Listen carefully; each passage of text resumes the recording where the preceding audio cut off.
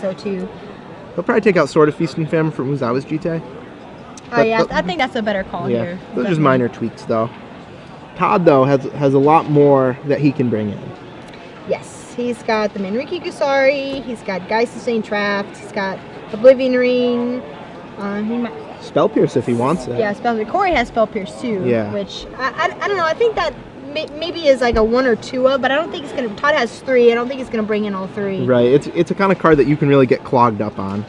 Yeah, I mean, it becomes Force of Will fodder very quickly. Exactly. It's good for countering the cards that don't matter and Jace, pretty much. Yeah. It doesn't counter the Stoneforge. It doesn't counter the Snapcaster.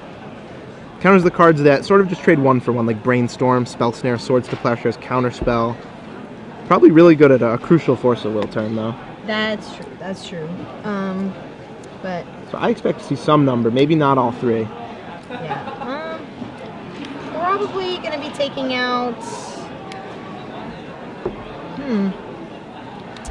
Maybe the Spell Stutter Sprite. I don't really see that being very good in this matchup. Yeah, Elspeth.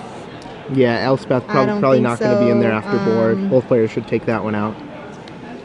Other than that, though, the main decks are pretty tight. Yeah, these definitely 2 very well-built decks. And yeah, I think that's why a lot of people play Blue-White Stoneforge. Mostly because the deck's been so refined. A lot of very good players have worked on the deck, have shared their thoughts, have written articles about it. Sort of like Cobblade was really refined. I think a lot of other Legacy decks just haven't really been tweaked enough. Haven't really been adapted to the metagame. So that's why you see a lot of Stoneforge. That's why you see a lot of Stoneforge winning in the hands of good players. Yeah. Definitely very good, so. Yeah. They're shuffling. Todd's probably trying to get refocused, I'm sure. Head in the game, Todd. Head in the game. You can do it. You're on the play now. Mulligan those hands. Korey shuffling fast. He knows the momentum's on his side. He's going to try and keep it going here.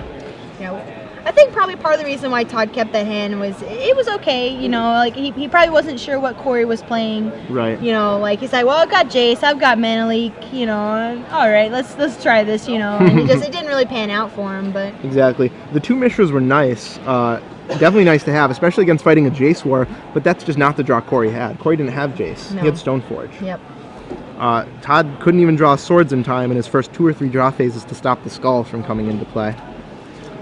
Looks like they're drawing their hands and getting settled in. And Todd, of course, on the play. It'd be interesting to find a deck that would say, oh, I'll be on the draw. Yeah. Actually, Adrian was saying when Jerry played Dredge, he always chose to draw. Really? Which is really, really interesting. Well, just end of turn discard. Good. Yeah. The discard step. Islands. Yeah, no Wasteland vulnerable hands here. Todd's got the Stoneforge, but he opts to pass. Right. He doesn't have Force of Will backup. Doesn't want to go have his get forced and then Korey play one. Rather just hold up Leak. Well, I mean, running your Stoneforge out is not always the best play on turn 2. If you know. No, not in the mirror. Not when neither player is really under any pressure. So now we'll see Todd go for it because he drew a spell snare. So now he has Spell Snare for any potential mystics of Korey's. Well, Korey's got the Force of Will, so he might try to go for that instead of Snare. Yeah. One of the most powerful cards in this matchup. 1 mana counter 2. Korey, though, no Stoneforge this game. No. Oh, he rips another one. Ooh, that's really good. How lucky. I think the Force of Will is going to come out now. Yeah, it pretty much has to. But Snap! I didn't see the Snapcaster Mage. Nope. Snapcaster's getting Spell Snared, and now I don't think Korey has another blue card to pitch to that Force. Or if he does, that might be a Jace, which he definitely doesn't want to pitch. No, I wouldn't. Todd's got a GT in hand, and I think, was that a Snapcaster I saw as well? I think so. Pretty hard to tell, flicking through the cards. Let's see. It's a Batter Skull. I was trying to look as he was going through his deck to see if any of his sideboard cards popped up. Oh, Elspeth, still in the deck. I guess that's pretty good right now. Yeah, it's pretty good right now. And she comes down. Yep, there's Elspeth. Todd does not have a Force of Will or the days to back that up. He's just like, oh, here's your die. Yep. And Soldier. And your Soldier. Elspeth is very hard to beat through for Batterskull. Sure, they can gain a lot of life, but Elspeth's building up. So, Jace versus Elspeth. And he draws the force. One turn late. He would have loved to land there. The opportunity to land his own Jace. His Jace. So now, he's a little bit of a conundrum. He has to figure out how he's going to beat Elspeth. No Vendilion Click in sight to fly through the air. And the only blue card, other than Jace, he's got his Snapcaster Mage, and right. Don't know if he necessarily wants to pitch that. Todd can definitely afford to pitch the cards more than Korey can. Korey just drew, Korey just drew a blue spell. Just drew a Snapcaster. Yeah, Snapcaster. Yeah. So now we'll see how he plays this turn. He has a Sword of Feast and Famine in his hand. He's got 2 Mutavaults. Yeah. Ooh. It's really good against a mana-shorted opponent. And he just drops the sword. Yeah, just goes for it. I like it.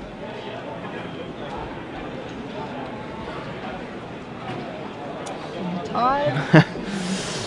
Every turn you see these players just agonizing because this mirror is just so difficult to play correctly. I mean, you hear us up here. We don't know what we're talking about. I mean, you put this deck in my hands, I guarantee I will make 100 mistakes. Right. Well, Todd's got the swords. Right, but he knows if he swords the token, another one's just going to come right back. So removing Snapcaster. Both Force and Snapcaster can't exactly make full use of those when you're mana light.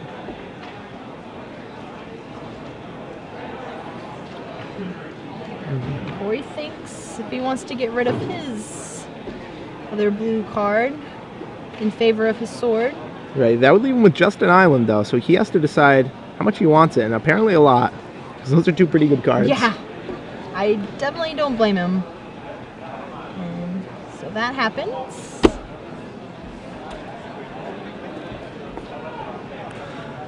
So Sword equips. I have to imagine Todd swords it here. In response to the flying, of course, yeah.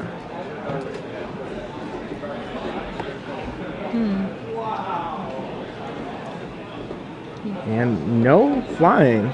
He wants to play around with Swords to Plowshares. Maybe he has a read on Todd, or maybe he just wants to play around as much as he can.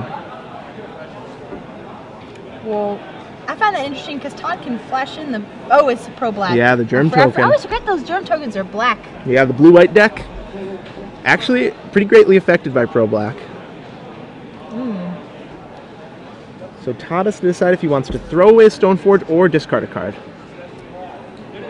And it looks like he's just going to block. He said Stoneforge has served its purpose. It's gotten the skull into play. Did the job. Yep. And Elspeth will make a creature. I think what maybe Todd's trying to is going to go for is maybe swords in the creature so we can get into Elspeth. Right. Which I think is a fine play. Yeah. His life total doesn't matter much. All that really matters is the board position. A lot like the Cobblade mirrors. Card advantage didn't matter as much as board position. And now if he draws a GT or a land for GT, he draws another sword. Well, that's pretty good too. So he plays a GT and attacks Elspeth. She goes to 2. Yep. So getting there, 1 attack away.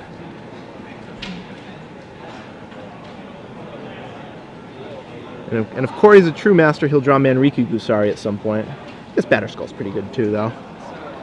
Korey doesn't have the Manrique. It's Todd. Oh, that's Todd. The My fault. If Todd is a true master. Yeah, exactly. There we go. Todd is still stuck on 3 mana. If he had drawn, if he had drawn a land and had been able to equip that GT, it would have been much really better good for for him. him. Sword is good too. Basically, as long as he could cast the spell he drew or drew a land, either one was fine. The Korey lands his Batterskull. And now things start to get silly. Batterskull v. Batterskull. And you see Korey agonizing here, doesn't know what to do with his Elspeth.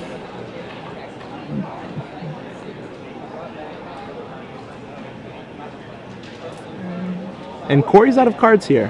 So Korey, he's got a really good position. He does. He's got Elspeth, Batterskull, Sword of Feast and Famine, 2 Mutavaults, and lots of land. And Todd he's got 2 cards in hand. He's stuck on 3 lands. And he's thinking whether or not he wants to swords the Tim Ayton soldier. That's right. I couldn't remember if it was a spirit or a soldier. Because swords the soldier. Or discard a card. Or discard a card. And I don't think he wants to discard. I mean, he could just opt to discard the Jace. But that also lets Korey untap. And he gets to have his 2 Mutavaults along with his Batterskull as blockers. Right. I don't think he can do that. I think Todd would discard Jace if there's a chance that he could kill that Elspeth on the next turn, but I don't know how he could kill it. Especially if he gets to untap the Mutavaults, like you said. Definitely a hard spot for him. Yeah, but not a good position. I've seen him come out of rougher spots. That's the thing about these mirrors. No player is ever out because you can always come back because cards are so powerful. Like if Todd draws a land right here, he can play a Jace. Soldier comes back.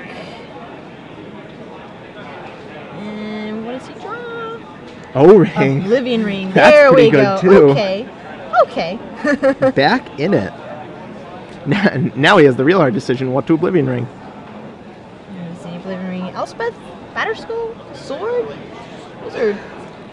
I think it might be Batterskull here, because the presence of the opposing Batterskull means that he can never attack. Because Korey has 6 mana, he can just return Batterskull, play it again. Todd has 3. He can't do that.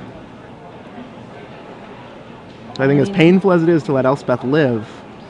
But he also knows that he's definitely going to be discarding Jace next turn. Right. Yeah, chooses Takes the skull. Takes the Batterskull, which is perfectly fine choice. Yeah. At least it eats the soldier. Todd goes up to 25. And he's probably a pretty sad panda about the Jace in his hand. But I mean, he's only got 3 lands, so but I guarantee next draw he's gonna draw a land. Well, let's hope it's a Mishra's Factory for his sake. So Mutavault activates. Sword equips.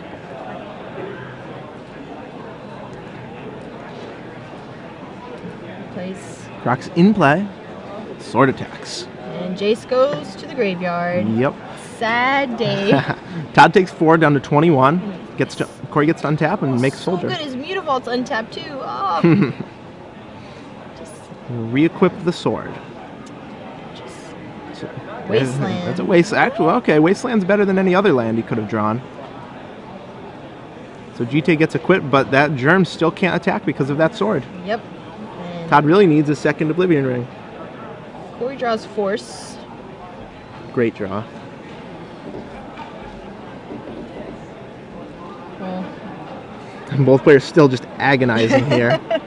Even though they have no cards in hand, there's just so much going on. Like Planeswalkers, equipments. So many different routes to victory for both players, and it just really depends on what's on the top of their decks. Like a brainstorm for either one of these players is going to be really clutch for this game. Yeah, especially if they can find a fetch land too. So attacks Todd. Makes moves the sword. Yep. Todd draws Oblivion Ring. Wow. Number 2. Wow. So 2 Oblivion Rings and 3 draws. Korey's got the Force of Will, so he can just hard cast the Force. One, two, 3, and we get to watch in real time Todd's face. Oh, there it is. Oh no! Oh, that's devastating. Ow. No, the Oblivion Ring goes to the graveyard. Those are both Oblivion Rings. No Divine Offerings, no way to actually kill the Sword of Feast and Famine left in Todd's deck. Manriki Gusari. Oh, you're right. That is what he needs to draw. I keep thinking that's in Korey's deck. Todd gets to draw that one. If Todd draws a Stoneforge Mystic right here, that'll buy him a turn to chump block the sword creature. I mean, Todd has several draws. Spell Snap. I mean, he can, yeah. Well, I would say he could draw Snapcaster Mage, but Korey's got the spells. Right. Every card in the deck is great for both players to draw. Todd would have needed Korey to draw a few running land while he drews a few running spells. Well, if Korey attacks with the Mutavault here, Todd can block. Yeah, token. It looks like he's jumping it with the Elspeth. Oh. I don't think Todd. So I don't think. good. Yeah, I don't think Korey's ever gonna let that GT get counters on it. No way, Jose. So Todd takes 9 damage. Opts not to wasteland the Mutavault that's attacking him. Yep, needs that mana to play any Jaces he draws. Re-equip sword. Pass the turn. And Todd draws. Oh, Oh, it's an island. Oh, That's not going to do it. That's not going to do it.